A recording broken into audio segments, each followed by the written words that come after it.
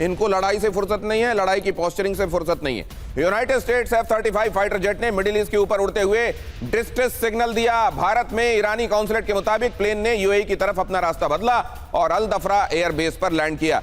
ईरानी media ने इससे पहले दावा किया था एक F-35 जिसने ओमान की खाड़ी के ऊपर भी डिस्ट्रेस सिग्नल भेजा था। ये F-35 मुझको लगता है बड़े गलत मुहूर्त में बनाया गया है। इससे पहले दक्षिणी लेबनान में इजराइल का हमला, एयर स्ट्राइक करते दिखे इजरायली जेट। जाफ्तार अल गरबिया में इजराइल का हमला।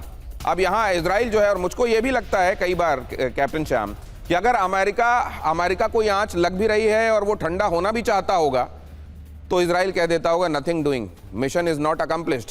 ये आपको भी लगता है क्या?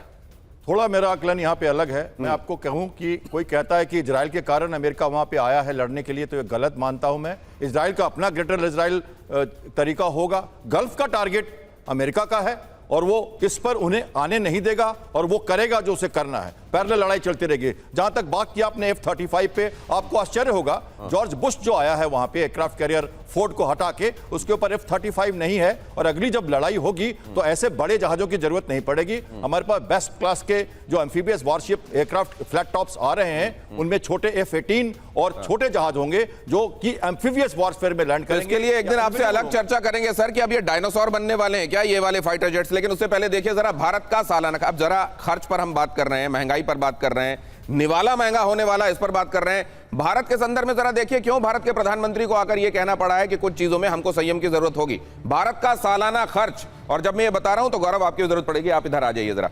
ये क्रूड इंपोर्ट 10 लाख करोड़, ये कितना हम आयात करते हैं वो यहां पर दिखा रहे हैं। जल्दी जल्दी बदलिए इसको, क्विकली बदलिए।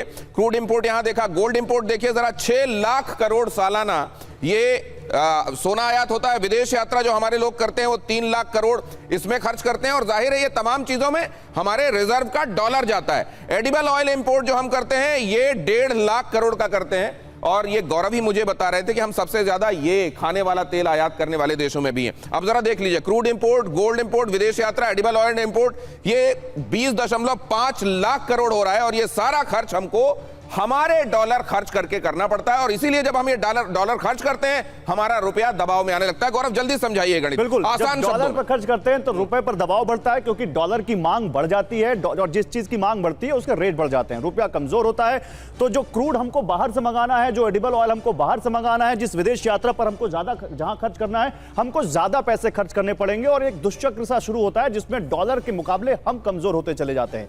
और इसीलिए प्रधानमंत्री कह रहे हैं कि भाई इन सब चीजों पर थोड़ा लगाम लगाओ। और वो कह रहे हैं कि हमें अपने रुपए को कमजोर नहीं करना है, हमें रुपए को ताकतवर करना है। और इससे हमारी जो कॉस्ट ऑफ लिविंग है वो थोड़ी कम होगी, क्योंकि संकट का समय और ज्यादा आ रहा है दिनेश जी आगे। और ये दिखता है क्योंकि आप देखिए गोल्ड की बात में यहां पर स्पेशली गोल्ड की बात करना चाहूंगा। भारत में गोल्ड से खासकर महिलाओं को बहुत प्यार है। गोल्ड हमारे यहां 24% आप देखें पिछले बार से ज्यादा इस वित्त वर्ष 2024 में खरीदा गया। और उसमें भी दिनेश जी सबसे ज्यादा 22% ETF में गए, यानी लोग गोल्ड में इन्वेस्ट बहुत कर रहे हैं। अब उनका यह कहना है प्रधानमंत्री का कि भाई गोल्ड कम खरीदो, गोल्ड मत खरीदो। हो सके घर में बहुत जरूरी चीज है तो उतना खरीदो जिसमें शादी के लिए जरूरत हो या बहुत ज्यादा जरूरी हो, वरना मत खरीदो क्योंकि वो पैसा बाहर जाएगा। क्योंकि हमारे यहाँ गोल्ड भी हम बहुत ज्यादा प्रोड्यूस नहीं करते हैं।